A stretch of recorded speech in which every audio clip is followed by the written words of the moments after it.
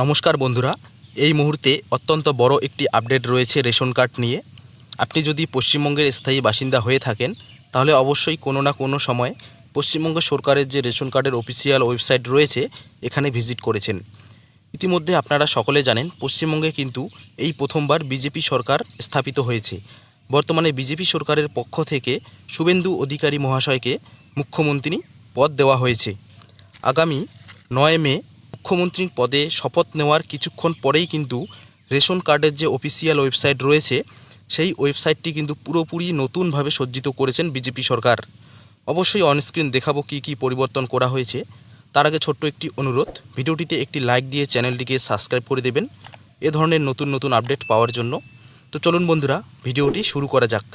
আর প্রথমে আপনি আপনার মোবাইল ফোনের গুগল বা ক্রোমে চলে আসবেন এবং এখানে সার্চ করবেন রেশন কার্ড। তারপর দেখবেন এভাবে একটি ওয়েবসাইট কিন্তু আপনার সামনে চলে আসবে বা আপনার স্ক্রিনে শো হবে। তারপরে এই লিঙ্কের উপর ক্লিক করবেন।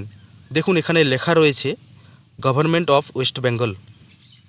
এই ওয়েবসাইটে ক্লিক করার সঙ্গে সঙ্গেই কিন্তু রেশন কার্ডের যে অফিসিয়াল ওয়েবসাইট রয়েছে সেখানে আপনি চলে আসবেন।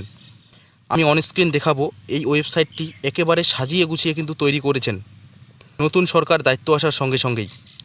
দেখুন এখানে লেখা রয়েছে department of food and supply, তার নিচেই লেখা রয়েছে গভর্নমেন্ট অফ ওয়েস্ট বেঙ্গল। পশ্চিমবঙ্গে রাজ্যের যে ফুড অ্যান্ড সাপ্লাই ডিপার্টমেন্টের যে অফিসিয়াল ওয়েবসাইট সেখানে কিন্তু দেখুন এখানে দেখতে পাচ্ছেন এখানে কিন্তু নরেন্দ্র মোদীর ছবি দেওয়া রয়েছে, আপনারা দেখতে পাচ্ছেন।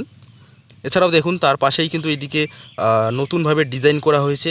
এছাড়াও কিন্তু কালার বা রঙের কিন্তু পরিবর্তন করা হয়েছে পুরোপুরিভাবে। তারপর এখানে দেখুন সদ্য মুখ্যমন্ত্রী হওয়া মাননীয় শুভেন্দু অধিকারী মহাশয়ের কিন্তু ছবি দেওয়া হয়েছে। সরকার আসার সঙ্গে সঙ্গে যদি কোনো ওয়েবসাইট পরিবর্তন হয় সেটি হলো কিন্তু এই ফুড ডিপার্টমেন্টের যে ওয়েবসাইটটি।